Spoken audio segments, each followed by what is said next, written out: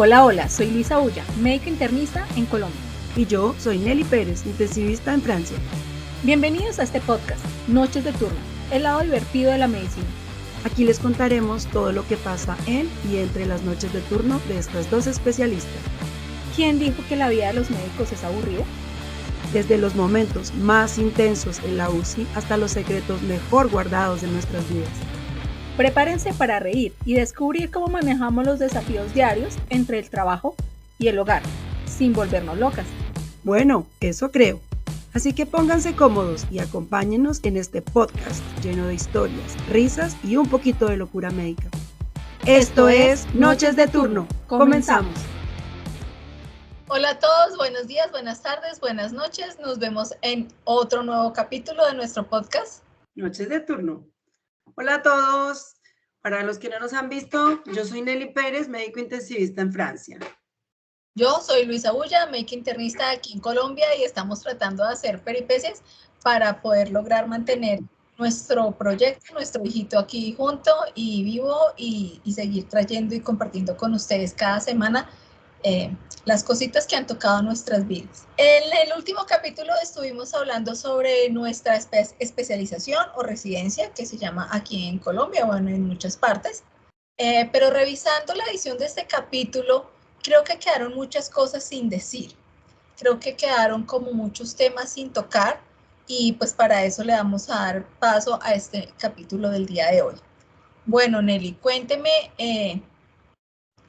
a usted qué vivió, cuál fue una de sus mayores frustraciones o qué fue eso que más le impactó a usted durante la residencia.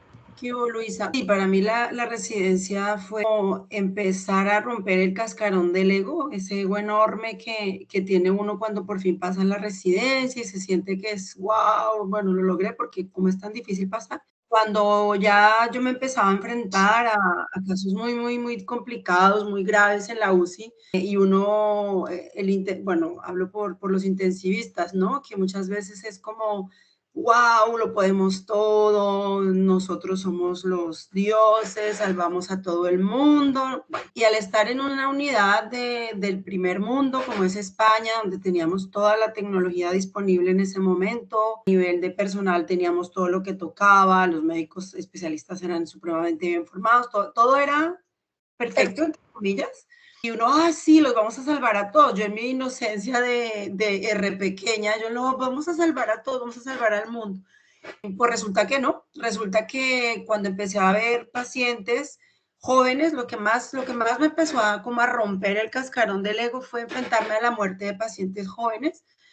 Recuerdo mucho varios casos que tuvimos de jóvenes de 20 y tantos años que tenían, desgraciadamente, venían con diagnósticos infaustos como una leucemia aguda, que es es una enfermedad muy agresiva y que se lleva a la gente muy rápido. Y lo hacíamos todo, o sea, yo al principio, claro, no sabía, nunca me había enfrentado a este tipo de pacientes y pensaba que no, si lo hacemos todo bien, lo hacemos perfecto, lo sacaremos adelante. Y no, y al final el resultado era que el paciente pues se moría porque evidentemente pues se tenía que morir, ¿no? Pero yo era como, pero ¿por qué se muere la gente joven? O sea, no entiendo, además lo hicimos todo perfecto. Ahí fue como ese golpe de realidad, como decir, wow, o sea, no salvamos a todos, o sea, no, empecé a plantearme muchas cosas, sobre todo a nivel de la muerte, de por qué, ¿no? Porque en mi cabeza no cabía en ese momento por qué gente tan joven y que además lo hacíamos todo por ellos, se morían. Entonces ahí empecé a sentir como esa frustración al principio de estos pacientes que aunque lo hiciéramos absolutamente todo, no se podían sacar adelante porque pues evidentemente la medicina tiene grandes limitaciones y empecé a entender desde mi edad temprana de residente que los médicos no somos más que un canal de Dios y que a veces este canal lleva a que se salven los pacientes y en muchas ocasiones, aunque lo hagamos absolutamente todo y estemos en el lugar con más tecnología del planeta, si se tiene que morir, se muere y ya está. Si está escrito, se morirá. Así es. Yo quería retomar algo que usted dijo al principio, y es que si uno entra con un ego, porque pues no solo aquí en Colombia, o sea, pasar una especialidad médica es muy exigente. Entonces uno pasa y uno dice, bueno, pasé no solamente el examen, sino pasé una entrevista, es decir, que como que soy aceptada ante los ojos de gente muy top, creen que merezco estar en este sitio, que uno dice, ay, sí, o sea, allá solamente pueden estar los mejores. O sea, el que pasa a una residencia, a una especialidad, está entre los mejores, o sea, los estándares son muy altos. Entonces, claro, a uno eso le llena el pecho de orgullo, pues a uno, a su familia y todo el mundo, además que a uno mismo se sube pues como espumita y además tiene toda la gente detrás, toda su familia, todos los amigos que también te impulsan y te dicen, no, tú eres el mejor, es que mi hija pasó a una especialidad médica, pasó a medicina interna, bueno, en su caso, a cuidado intensivo, y entonces es como una serie de factores que lo van subiendo y lo van subiendo y lo van ensalzando a uno, y eso se siente tan rico y eso se siente tan bien, y uno está arriba así mirando desde allá arriba a todo el mundo como, ay, oye tú, no, todavía no Tú has no has pasado. no has pasado. Sí, sí se siente así, lo que dice Nelly, si uno está allá arriba diciendo, bueno, yo todo lo puedo, y llegar a enfrentarse a que, oye, no, resulta que hay gente también igual o mucho más pila que tú, igual o mucho más brillante. Entonces esto es también una carrera de egos, en lo que dice Nelly en un principio, en el que tú crees que ya estás arriba y llegas y no, tú quieres más y quieres y tienes hambre de más y de ser siempre el mejor y el que más sabe y el que más y el que más. Entonces, esto también va muy unido a lo que hablábamos en el tema del maltrato, porque tú te vas subiendo en ese nivel de ego y vas empezando a ver cómo los otros se van quedando como atrás en la cadena, y esto es muy alimentado, claro, pues por la sensación de uno al verse como superándose, pero también es muy alimentado por los mismos compañeros, por los mismos profesores, por las mismas familias, por la misma gente que lo rodea a uno, de ver cómo uno está arriba y cómo hay gente que no lo va logrando y se va alimentando este ego que a medida que pasan los años cada vez se vuelve más como un caparazón, cada vez más duro, cada vez más fuerte, cada vez más inquebrantable, cada vez más impenetrable, y que en el momento en el que se llega a romper, porque esto sí o sí se tiene que romper, en la medida en el que este cascarón y que esta coraza es dura y fuerte, en esa misma medida es más dolorosa su ruptura, ¿no? Sí, no, cuando empieza se va llenando, se va como hinchando ese globo del ego, una cosa impresionante. Y yo, por ejemplo, me fui dando cuenta a lo largo de la residencia, porque al principio, pues claro, uno no sabía hacer gran cosa, había un montón de cosas que no, técnicas y todo que no sabía, y cada vez, y de conocimientos, ¿no? Y cuando lo va aprendiendo, es como que se va hinchando, se va hinchando, se va hinchando, y al final ya, al final cuando uno es R5, mejor dicho, como dicen en España, ya uno ni caga, mejor dicho. Porque eso, bueno, se piensa, sí, se cree que el mundo se lo come con dos manos. Entonces, a mí, por ejemplo, lo que sí me bajaba mucho a tierra eran estos casos de estos pacientes. Empezaba a pensar demasiado, ¿no? ¿Qué pasa? Y como que quería ir ya como algo que me decía, hay que ir más profundo, que es más allá del sabérselas todas y el saber todas las técnicas, o sea.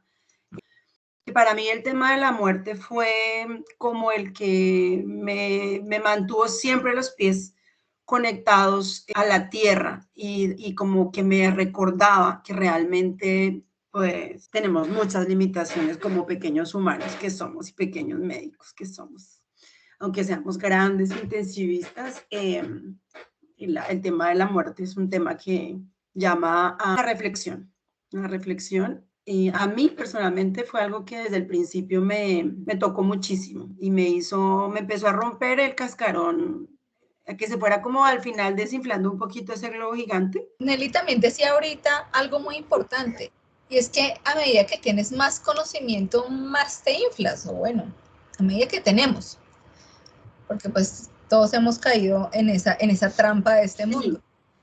Y es a medida Esas trampas del ego. Sí, a medida que yo sé más, el saber o el conocimiento te da poder, y el poder te da la capacidad de como manipular, no sé si sea la palabra, sobre otros. No sé si sea la palabra, pero pues es que como yo sé, yo puedo hacer, yo tengo y tú no. Entonces esto te da la capacidad, sí, como de tener cierto poder sobre otras personas con el que de pronto o no saben todavía. Entonces el conocimiento académico en este punto de nuestras vidas, creo que ya hemos comprendido que el conocimiento académico siempre debe ir de la mano de un tipo de conocimiento o de crecimiento espiritual, porque si no, esto se vuelve una cosa desbordante en el cual lo que dice Nelly, cuando uno ya está de R5 o de subespecialidad, o como hablábamos la vez pasada, que aquí no se puede tener solo una especialidad porque pues eres como poquita cosa, hay que tener más y más y más, y entre más especialidades y más cartones tengas colgados tú en tu biblioteca, más valioso eres. Uno ve muchas de esas personas muy grandes, muy inteligentes, muy capaces, muy capacitadas. Bueno, ¿dónde está esa humanidad? Y por ejemplo, en el cuidado intensivo es eso, es yo peleo a capa y espada con la muerte, incluso cuando ya definitivamente no hay nada que hacer, pero y nos negamos, eso es una batalla que uno dice, es una batalla perdida contra, a uno el ego no le permite decir hasta acá, hasta aquí. Sí, bueno, este tema da para 20 podcasts porque es una de las cosas que a mí más dolor hoy en día me genera y más sufrimiento. Es el hecho de ver que hay compañeros que todavía este tema del fallecimiento o el saber que ya estamos frente a un caso que no tiene que es irreversible, no lo aceptan y no lo aceptan y no lo aceptan, y llegan al punto de lo que ya sea encarnizamiento terapéutico. Y es, para los que no saben, es no parar, vamos a seguirle metiendo máquinas, vamos a seguir prolongando, vamos a meterle otro antibiótico, otro más caro, otro más potente, vamos a seguir subiéndole a los medicamentos para subirle la tensión, bueno, en fin, un montón, ponerle más máquinas si le falta alguna, más huecos. porque no aceptamos que ya es el fin y hay que parar. Entonces, eso a mí hoy en día me genera mucho sufrimiento porque ya he hecho un camino largo de adaptación y de aceptación del tema de que cuando ya no podemos hacer más, hay que decir, no podemos hacer más, se hizo lo mejor que se pudo, pero no se puede. Y hay que saber parar. Y cuando uno se enfrenta a compañeros que no paran por nada del mundo porque lo ven. Yo lo que he analizado de muchas personas con las que he trabajado es que lo ven como si fuese un fracaso propio, como que es como personal, como, Dios mío, es que a mí no se me puede ir nadie. Y como es que aunque usted sea el Espíritu Santo, se le va a ir, porque está escrito que se tiene que ir, o sea, que se tiene que ir. Ese tema es súper complejo con muchos compañeros. Sí, el tema de dejar ir. De hecho, ese fue pues como nuestra gran motivación para empezar con esto, porque es algo que nos duele y que pues hay que darle mucha tela. Bueno, Nelly, cuénteme, usted desde la distancia, sola, en un país nuevo, bueno, sola estaba con su pareja y ya, pero prácticamente nada más. ¿Cómo fue esa parte de estar viviendo una experiencia nueva en un país nuevo, con gente totalmente nueva, con una cultura totalmente nueva? Muchas veces cuando uno estaba mamado y quería mandar toda la mierda, uno por lo menos se podía refugiar en su casa o con sus amigos. Para mí, claro, esa parte fue complicada al principio, la adaptación, porque era otra cultura. De todas formas, no es lo mismo estar en Colombia que estar en otro lado, la idiosincrasia es diferente. Y de entrada el lenguaje, aunque uno hable español, hay muchos españoles diferentes en el mundo. Muchas palabras que uno usaba allá en España y especialmente en Canarias, la gente no las entendía, y las palabras que ellos decían, yo tampoco las entendí. Entonces, a veces había choque con esto, porque Yo recuerdo que cuando empecé en urgencias, había uno en Colombia, dice las órdenes médicas, ¿o no? Allá se dice y se usa esa palabra. Aquí eso no se puede decir porque la gente se ofende. ¿Cómo que me vas a dar órdenes? Entonces, claro, uno decía, no, te dejé la orden del laboratorio. ¿Cuál orden? ¿Cuál orden? Aquí, esas órdenes, aquí nadie me va a venir a dar órdenes. Y yo, vale, entonces, ¿cómo se dice? Entonces se dice prescripción médica. Entonces, bueno, y así, y había, entonces uno llamaba al radiólogo, no, deme el reporte del DAC. ¿Cuál reporte? Eso aquí, eso no existe esa palabra. Yo no te entiendo. ¿Cómo se dice? Informe. O sea, tiene que decir informe porque si no, no le entiende. Y bueno, y otra cosa que era graciosa que me pasaba a mí al principio, era que en Canarias hay mucho lenguaje, dialecto. Entonces, llegaban hablando y yo no entendía absolutamente nada. O sea, la primera vez que yo vi a una persona que vivía allá en alguna parte del campo de allá, yo decía, esto no es español, ¿esto qué será? Yo no entiendo un carajo. Entonces, claro, era porque hablan el canario profundo, que son palabras, es una mezcla, hubo mucha colonización y gente de Venezuela que vino, entonces se mezclaban con cubanos y formaban palabras que solo tienen ellos. Entonces, claro, les saltaban a uno una rasta de palabras de esas, yo no entendía nada, yo me quedaba. Y aún al final de la residencia, en el R5 habían enfermeras que hablaban muy rápido y usando muchas palabras de esas. Yo les decía, stop. Pat, me recuerdo una que se llama Patrick, que la quiero mucho. Dice, Patrick, no te entiendo nada, por favor, habla español, deja de hablar canario, o alguien tradúzcame, por favor. Entonces, esa parte era compleja al principio, adaptarse al final era como otro idioma. Y también la forma de hablar, o sea, en Bogotá o en Colombia en general, somos muy educados, ¿no? Entonces decimos pato, gracias, por favor, gracias, por favor. Allí muchas veces me decían, pero ¿por qué? Una vez me dijo una enfermera, pero déjame de dar gracias por todo, que me aburres. Y yo, es que a mí me enseñaron a ser educada. Y entonces era así, porque, o por ejemplo, ahora también, que era, pues, porque hace parte de la idiosincrasia de ellos, no saludaban. Entonces, el primer día lo saludaban a uno muy bien, el día que lo conocían, y después uno se los cruzaba en el pasillo, ni lo miraban. Entonces, claro, yo decía, ¿será que les caigo mal? ¿Será que les hice algo? ¿Están enfadados? ¿Pero qué será? No, también otra vez. No saludaban, porque ese día no tenían ganas de saludar. Entonces, yo lo entendí un día que un enfermero en la unidad me dice, coño, pero es que no entienden que hay días que uno tiene ganas de saludar. Yo, vale. Bueno, o sea, no es nada personal. Es que simplemente, pues hay días que no les da la gana de saludar. Pero pues para uno es rarísimo en Colombia porque eso es como, Dios mío, ¿cómo que no va a saludar? Si uno saluda 20 veces en Colombia, da los buenos días 100 veces en la mañana, como hasta el mediodía da los buenos días. Y aquí no, entonces si a alguien no le da la gana, pues bueno, pues es así, ya está, y punto. Entonces esa parte fue complicada al principio, no tomarse las vainas personales, ¿no? Sino que pues es así, es una cultura, es su cultura y punto.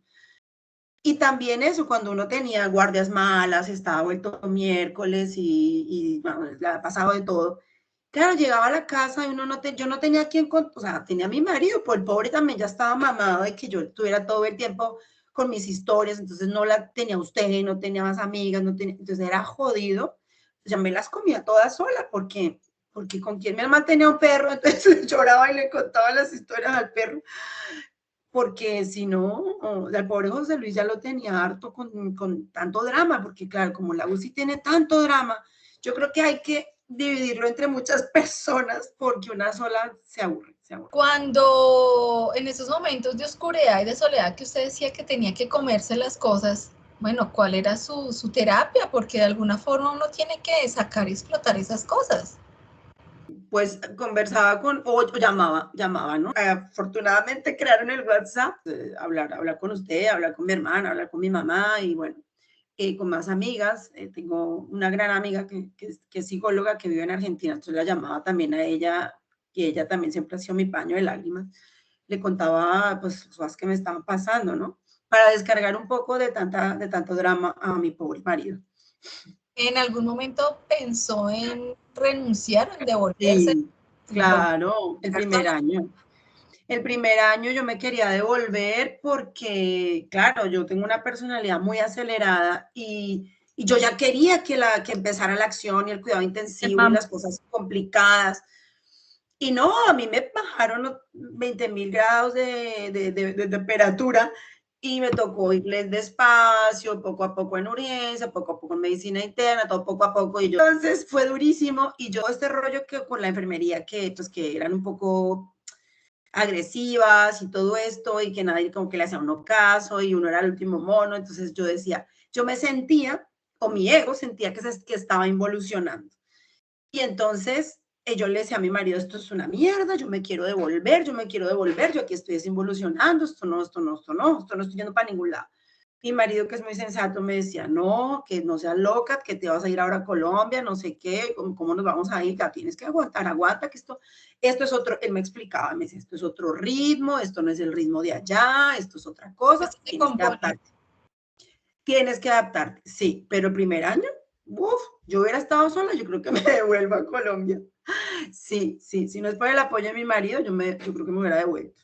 Bueno, ¿y cuáles fueron sus motores, sus motorcitos, sus shots? Dopamina cuando estaba allá, ¿cuáles eran sus shots de dopamina? Bueno, lo que le arreglaba sus días. Cuando ya empecé en el cuidado intensivo como tal, o cuando ya por fin me dejaron hacer guardias, ahí ya, bueno, yo me encantaba, o sea, me encantaba y yo decía, guau, esto es lo mío, estoy en mi salsa, me fascina. Todos el discernimiento de fisiopatología que hay que hacer cuando llega un enfermo, no sé qué, o sea, eso a mí me excitaba, yo, ¡guau! Era como, ¡guau! ¡Qué locura! Esto es precioso, me encanta. Y aunque pasaron toda la noche como un perro sin dormir, pero después cuando los pacientes sí salían, ¿no? O sea, mi gran chute siempre ha sido un paciente jodido que después lo veo saliendo por la puerta y diciendo gracias. Todavía es mi chute y mi gran motivación para seguir haciendo este trabajo tan jodido. Es el darlo todo y que salgan adelante. Entonces, por ejemplo, en esa época teníamos mucho politrauma, muchos accidentes de tráfico. Y claro, estos pacientes son jóvenes, si no tienen casi nada de comorbilidad, entonces cuando llegaban uno lo hacía todo perfecto y salían adelante. Entonces, claro, era un chute sí, pero también al ego, no era como, wow, soy yo el putas. Pero sí, era una motivación para seguir. Para mí también era una motivación tener unos adjuntos, unos especialistas que eran muy, muy buenos. Y entonces era como, ay, yo quiero ser como ellos. Entonces, muy chévere. Esa parte sí, muy chévere. ¿Y usted pensó en renunciar? Uy, yo pensé en renunciar. Bueno, es que esto es un capítulo aparte. Pero un capítulo aparte, pero bueno. Después de que yo regresé yo tuve mi bebé y después de que regresé, era too much. En ese momento sí pensé, pero pues no vamos a dar muchos detalles porque eso es un capítulo aparte, pero en ese momento sí pensé en renunciar. Al principio, aunque era muy pesado porque, como ya habíamos dicho, había que ir los 365 días del año. Nuestro grupo era muy chévere, lo que hablábamos, la parte de tener una manada y una tribu que te acoge y que tú te sientes que no eres el único, ni como decían el último mono, o sea, éramos 6 últimos monos. Eran 6 monos. Entonces nos sentíamos muy acompañados. No había tanta frustración, porque pues cuando tú estás solo viendo que como que vas solo contra el mundo es muy diferente, pero aquí en el primer año estábamos todos íbamos como luchando y remando hacia el mismo lado. Entonces, pues bien, mis shots de energía y mis shots de dopamina, lo mismo, estar, por ejemplo, en los turnos de urgencias y eso, la reanimación exitosa, o sea, cuando llegan los casos difíciles y sale uno, ¡ay, qué rico!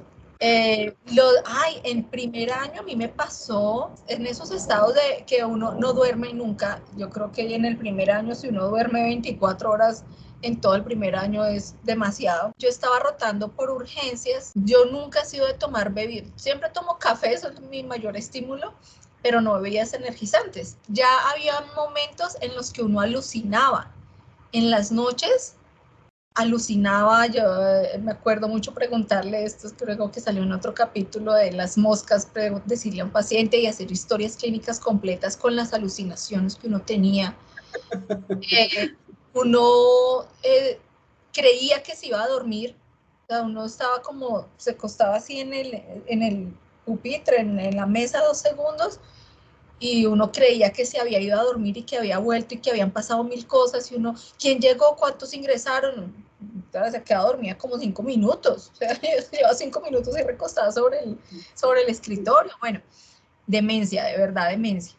Entonces, en esos estados, yo empecé a consumir esas bebidas energizantes y me acuerdo que en ¿Solo una... bebidas energizantes o alguna otra cosita? No, bebidas energizantes.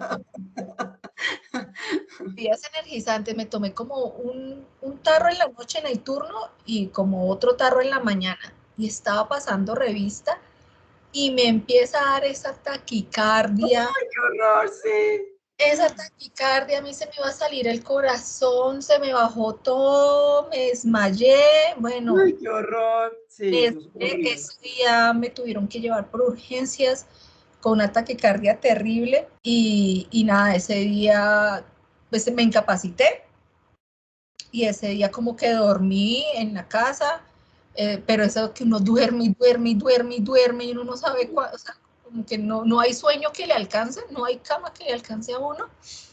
Entonces esa tarde dormí, al otro día a mí me dieron incapacidad como por 3 días, pero nada, o sea, a la residencia esa incapacidad no vale.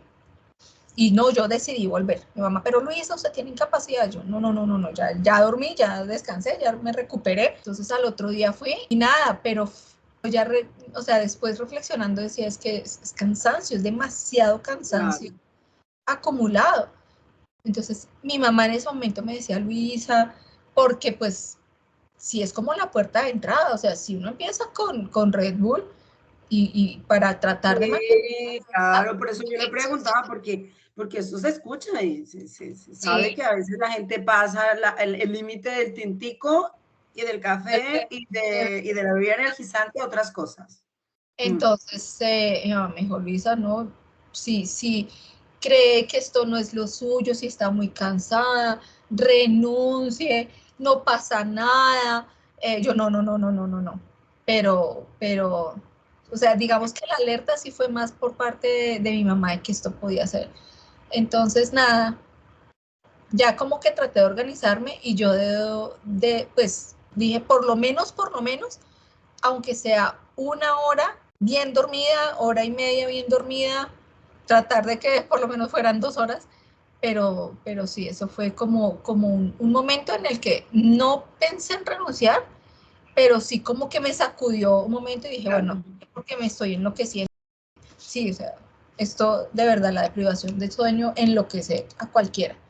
Y ya después los siguientes años fueron mucho más llevaderos, ya empezamos a rotar por otros lados, con otras especialidades, en otros hospitales, entonces ya es como un nuevo aire. Bueno, Nelly, ¿usted recuerda algún caso específico que le haya llamado mucho la atención y que le haya movido sus fibras más de algún paciente en específico? Conté un poquito el de un chico de 20 años, 22, que el pobre pues no tenía ningún antecedente y le diagnosticaron una leucemia aguda. Lo dimos absolutamente todo por él y yo creo que lo pudimos tener con vida como, no sé, como 2, 3 semanas, haciéndole todo, transfusiones todos los días, o sea, todas las vainas que se le hacen a estos pacientes hematológicos. Y no, y finalmente pues se murió, se fue. Entonces yo, por ejemplo, sí reconozco que quedé traumatizada y es un trauma que todavía tengo con los pacientes oncológicos y hematológicos. Yo no les tengo fe a esos pacientes porque una vez que llegan a la UCI no he visto salir ninguno vivo. Entonces, personalmente no me gustan, no me gustan en cuidado intensivo porque sé a dónde vamos a terminar.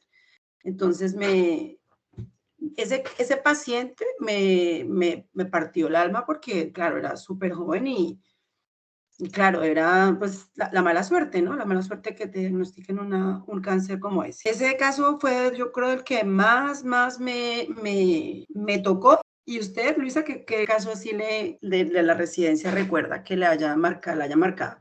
La primera muerte que tuve que afrontar fue mi primer paciente de medicina interna. Usted sabe que pues en medicina interna los pacientes llegan y duran hospitalizados 3 días y medio. Entonces, el primer día que yo llegué a rotar allá en el militar, me tocó una abuelita súper querida.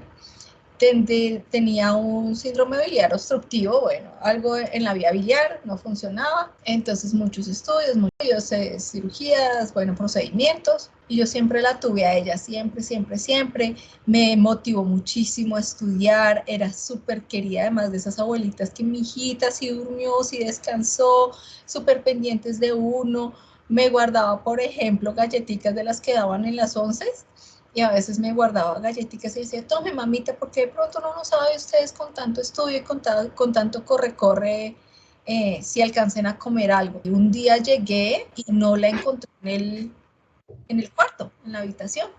Era siempre la primera paciente que yo llegaba a revisar. Llegué y no la encontré en el cuarto, ya llevaba como un mes más o menos viéndola. Y yo pregunté por la paciente y me dijeron, falleció esta mañana a las 3 de la mañana. Yo no lo podía creer. A mí me dio durísimo porque, o sea, el día anterior estaba hablando con ella y estaba bien, o sea, yo la estaba siguiendo, yo decía los laboratorios están bien, teníamos pendiente hacerle un procedimiento que se iba a hacer pues ese día que yo llegaba, todo estaba bien. O sea, se supone que si uno es el médico, pues en ese momento era estudiante, pero pues yo la venía siguiendo todos los días, yo no veía en los laboratorios pues nada, así como que dijera, oh, sí, claro, se va a morir mañana. A mí me dio muy duro, uno, porque la culpa, me decía, no, ¿cómo no lo vi venir? ¿Sí? Claro. ¿Qué se me pasó? ¿Qué estoy haciendo mal? Que no vi, se supone que los médicos sabemos eso, ¿no? Se supone que los médicos debemos saber eso. No. Pues no lo sabe uno ahora después de mucho tiempo y como dicen él, en la UCI con 200.000 aparatos y laboratorios. En esa época pues era mi primer contacto con pacientes, entonces yo sí creía que uno podía predecir eso. Por eso yo creía que uno podía decir a un paciente le quedan tantos días, meses, años con un laboratorio. A mí eso me dio muy duro, yo lloré, me senté a llorar. Primero por la paciente porque no entendía por qué, y segundo por mí porque yo decía que algo no estaba viendo, algo hice mal, algo dejé pasar, entonces eran muchos sentimientos encontrados y esa paciente a mí me dolió y todavía la recuerdo y me fui a encerrar a chillar a la estación de enfermería y me dicen las enfermeras, doctora, llegó los familiares y no hay nadie más para decirle que falleció. Yo era una estudiante, o sea, ¿cómo le dejan la responsabilidad de decirle a un familiar que falleció su mamá a un estudiante? Así de hecho, hoy en día con 45 años, haciendo esto todos los días, todavía a uno le queda grande tratar de empatizar para encontrar las mejores palabras para dar ese tipo de noticias. Imagínese una cagona que era su primera noticia y pues que además también yo estaba impactada, o sea, también claro, a mí fue, yo creo que incluso más sorprendente que para la misma familia, yo creo. Y nada, yo me acuerdo que venían hacia mí y a mí se me desbordaron así las lágrimas y yo, me decían, doctora, ¿cómo está?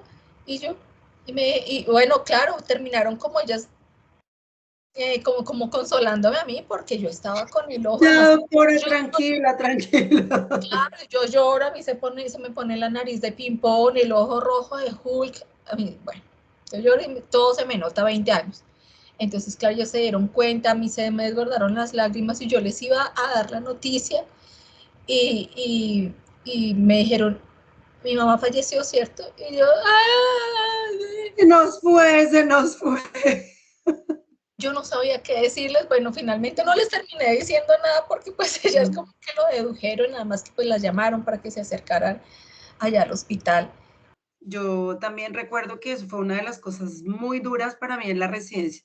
De estudiante nunca me tocó nada así, pero en la residencia sí. Y claro, en la UCI pues fallece mucha gente, ¿no? Y en las guardias sobre todo. Recuerdo también eso, que desde re chiquita lo ponían a uno a ir a informar a las familias. Y eso para mí era como terrible porque es una cosa que nunca nadie, eso a uno no le enseñan en ningún sitio.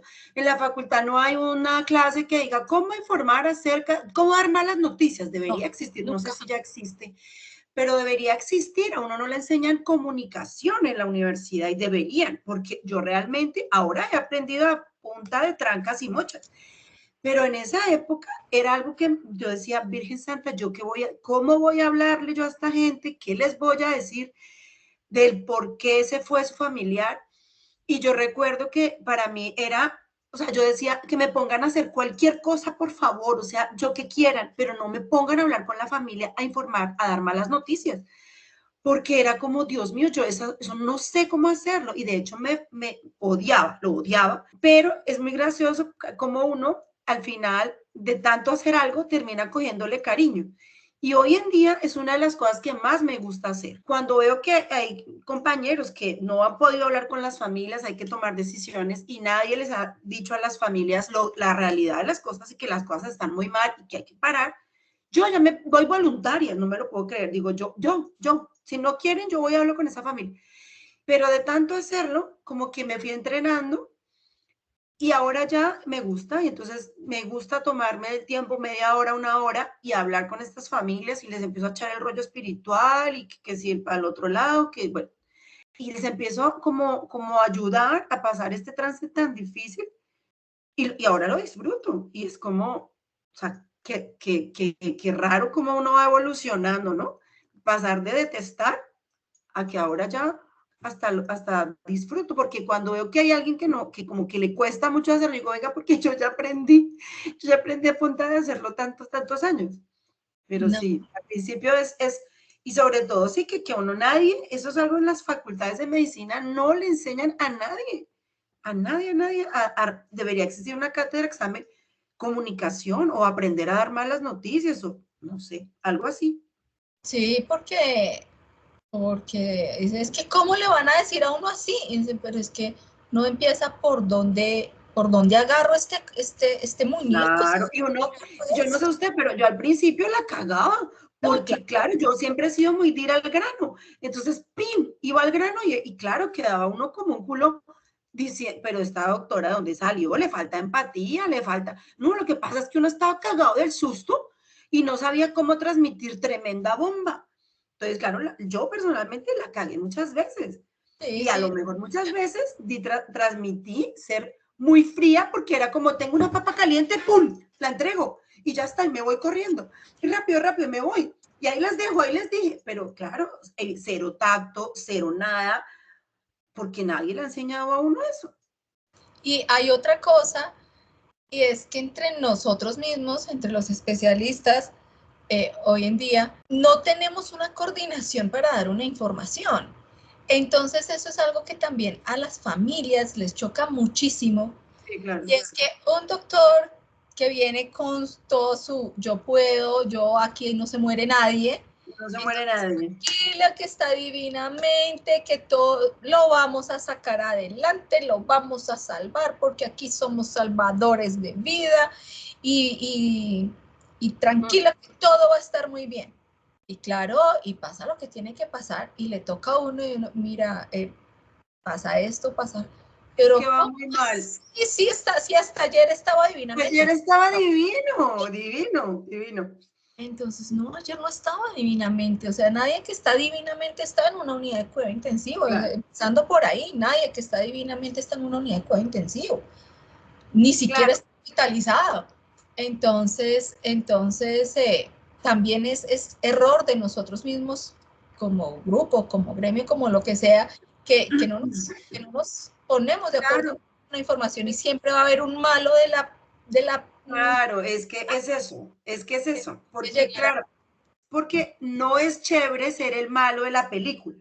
Ser el polimalo no es divertido. Entonces, a muchos compañeritos les fascina ser el poli bueno. Entonces, ay, todo va bien, todo va divino, el paciente va perfecto, se le va a poner el 20º antibiótico y la quinta máquina que le falta, pero va divinamente.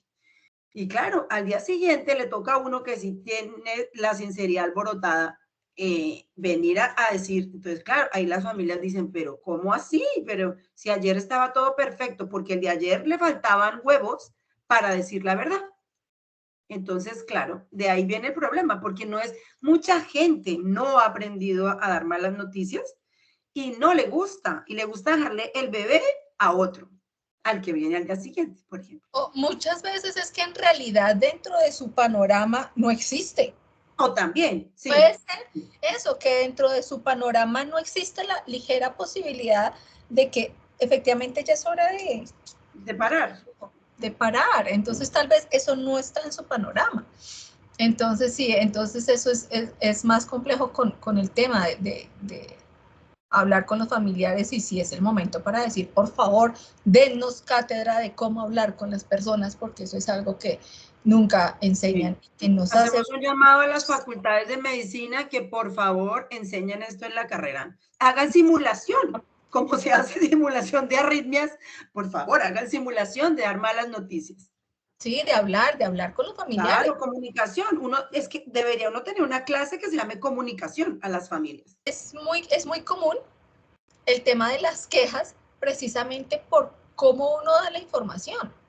Y créanme que la parte de auditoría se ahorraría el 50 o más por ciento de las quejas si eran unas clasecitas de cómo hablar, porque créannos que para nosotros no es fácil dar tipos de información, no es fácil llegar a diferentes tipos de personas, no es fácil saber qué ha dicho otro compañero, empezando por eso, y qué expectativas pueda tener la familia, porque así como hay familias comprensivas y hay familias que pueden estar muy bien informadas de la enfermedad de su familiar, hay familias que no tienen ni idea, o hay patologías que llegan de un día para otro, que son instantáneas, o un accidente o algo para la que nadie está preparado. Entonces sí, es importante que nos capaciten en eso, porque a nosotros nos ha tocado a trancas aprender a hablar con la gente, sí. Aprender a hablar con la gente. Bueno, pues hasta aquí este capítulo del día de hoy, en el cual creo que nos hemos ido abriendo un poco más sobre nuestros sentimientos, sobre lo que pensamos. Espero que para ustedes haya sido de su agrado. Por favor, déjenos en los comentarios cualquier duda, cualquier inquietud. Para nosotros es muy importante que nos apoyen participando en este chat y con eso pues vamos abriendo temas de discusión. Acuérdense que si no tienen nada más que hacer, por favor síganos.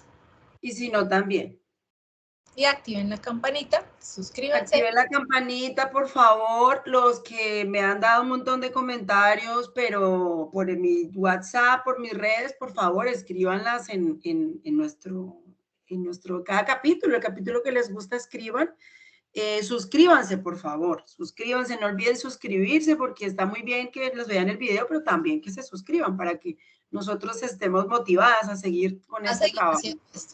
Sí, y compartan para que más personas pues puedan escuchar. Compartan si tienen amiguitos médicos y todo, para empezar a rehabilitar gente.